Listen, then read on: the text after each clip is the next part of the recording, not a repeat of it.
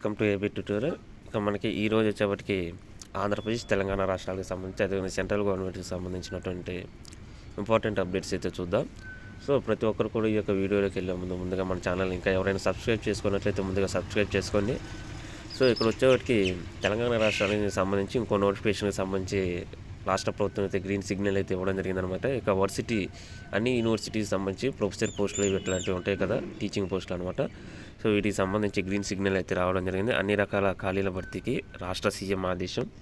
ఉమ్మడిగా నియామకం కోసం ప్రత్యేక రిక్రూట్మెంట్ బోర్డు త్వరలోనే విధి విధానాలు ఖరారు అంటూ దీనికి సంబంధించి తెలంగాణ రాష్ట్రానికి సంబంధించి రావడం జరిగిందనమాట. సో మనం యూనివర్సిటీ వైజ్కి సంబంధించిన వీటి యొక్క పోస్టులకు సంబంధించి అయితే చూద్దాం అనమాట.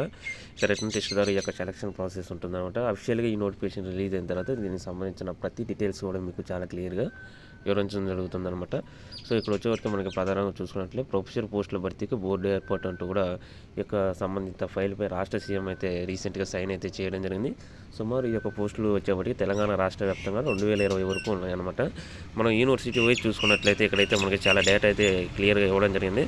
మనకు ఉన్నటువంటి ఈ యొక్క ఇన్ఫర్మేషన్ ప్రకారం ఉస్మానియా యూనివర్సిటీకి సంబంధించి 872, జేఎన్టీయూ వచ్చేవాటికి 347, కాకతీయ యూనివర్సిటీ వరంగల్ అనమాట ఇది వచ్చేవాటికి 299, తెలంగాణ వచ్చేవాటికి 74, మహాత్మా గాంధీ వచ్చేవాటికి 35, శాతవాహన యూనివర్సిటీ 45, ఇక మనకి తెలుగు యూనివర్సిటీ 66, బీఆర్ఏఓయు 48, భీమ్రావ్ అంబేద్కర్ అనమాట, పాలమూరు యూనివర్సిటీ 73, ఆర్జీయూకేటీ ఇది వచ్చేవాటికి 127, మొత్తం టోటల్ వచ్చేవాటికి 2020 వరకు మనకి వేకెన్సీస్ అయితే తేలడం జరిగిందనమాట. దీనికి సంబంధించి అఫీషియల్గా మనకు నోటిఫికేషన్లు ఎన్ని రిలీజ్ చేస్తారు, అదేవిధంగా మనకి ఈ యొక్క సెలక్షన్ ప్రాసెస్ ఏ విధంగా ఉంటుంది, దీనికి సంబంధించి గతంలో అయితే గెస్ట్ ఫ్యాకల్టీ ఈ విధంగా తీసుకోవడం జరిగిందనమాట. ఇప్పుడైతే పక్కా రిటర్న్ టెస్ట్ ద్వారా వీటిని ఫిల్ చేయాలంటే కూడా రాష్ట్ర ప్రభుత్వం దీనికి సంబంధించిన విధి విధానాలకు సంబంధించి కూడా ఒక స్పెషల్ బోర్డుకి అయితే అప్పగించడం జరిగిందనమాట. సగానికి పైగా ఖాళీలు అనమాట ఈ యొక్క యూనివర్సిటీ వైజ్కి సంబంధించి. మొత్తం అయితే మనకి ఇంకో న్యూస్ పేపర్లో మనకి అందుతున్న డేటా ప్రకారం అయితే 2820 అప్రాక్సిమేట్లీ 3000 వరకు ఉండగా వీటిలో 2000 వరకు అయితే ప్రజెంట్ ఫిల్ చేసే ఆలోచనలో రాష్ట్ర ప్రభుత్వం అయితే ఉందంటూ కూడా ఇక్కడ రావడం జరిగింది. ఇక వీటిలో ప్రధానంగా మనం చూసుకున్నట్లయితే 238 ప్రొఫెసర్ పోస్టులు ఉన్నాయన్నమాట, 781 అసోసియేట్ ప్రొఫెసర్, 850 అసిస్టెంట్ ప్రొఫెసర్ పోస్టులు అనమాట. ఇలా మనకి యూనివర్సిటీ వైజ్ అయితే దీనికి సంబంధించి అప్డేట్స్ అయితే రావడం జరిగిందనమాట. సో అదేవిధంగా మనకి తెలంగాణ రాష్ట్రానికి సంబంధించి 50 పీఓ పోస్టులకు నోటిఫికేషన్. ఇది వచ్చేవరకు ప్రధానంగా హెల్త్ డిపార్ట్మెంట్లో ఉంటే 50 ప్రోగ్రామ్ ఆఫీసర్ పోస్టులకు నోటిఫికేషన్ అయితే విడుదలైందనమాట. స్పెషలైజేషన్ పూర్తి చేసిన డాక్టర్లు ఈ పోస్టులకు అర్హులు అనమాట.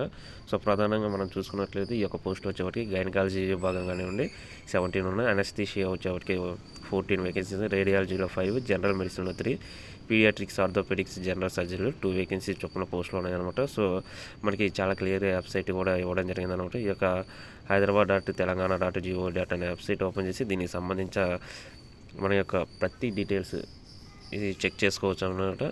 సో మనకి తెలంగాణ రాష్ట్ర వ్యాప్తంగా దీనికి సంబంధించి అయితే ప్రజెంట్ 2 నోటిఫికేషన్స్ అయితే చాలా పక్కాగా రిలీజ్ అవ్వడం జరిగింది. అదేవిధంగా మనకి ఆంధ్రప్రదేశ్ రాష్ట్రానికి సంబంధించి కూడా మనం గత కొన్ని రోజుల నుంచి చెప్పడం జరిగింది. ఇది యొక్క సచివాలయ ఉద్యోగుల ప్రొవిజన్కి సంబంధించి మనకి ఎప్పటికెప్పుడైతే అప్డేట్స్ మనం వివరించడం జరిగింది. అయితే ఆల్మోస్ట్ అయితే వీళ్ళు ప్రొవిజన్ కన్ఫర్మ్ అయిపోయింది. నెక్స్ట్ మంత్ నుంచి వీళ్ళకి రెగ్యులర్ శాలరీస్ కూడా రానున్నాయి అనమాట. అయితే ఇక్కడ కొంతమందికి అందరికీ రావట్లేదు అనమాట. ఎవరైతే డిపార్ట్మెంట్ ఎగ్జామ్స్ క్వాలిఫై ఉన్నారో వాళ్ళు మాత్రం ఎలిజిబుల్ అంటూ కూడా రాష్ట్ర ప్రభుత్వం తేల్చి చెప్పేసింది.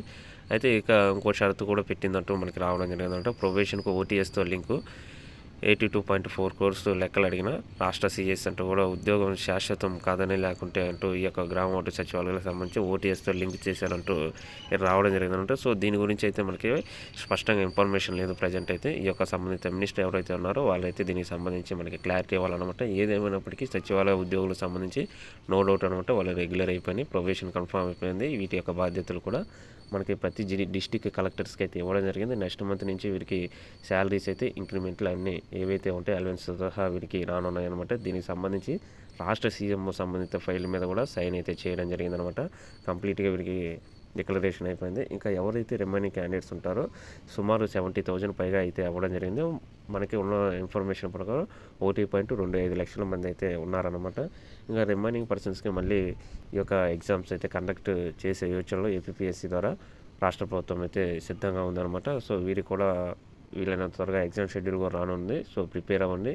వీలైనంత త్వరగా వీరు కూడా రెగ్యులర్ అయిపోద్ది అనమాట. 2 ఇయర్స్ ఎవరైతే కంప్లీట్ చేసుకుంటారో వాళ్ళు పక్కా రెగ్యులర్ అయ్యే ఛాన్సెస్ మనకి చాలా ఎక్కువ అనమాట. సో ఇది మనకి ఈరోజు ఆంధ్రప్రదేశ్ తెలంగాణ రాష్ట్రాలకు ఉన్నటువంటి అప్డేట్స్. Thank you.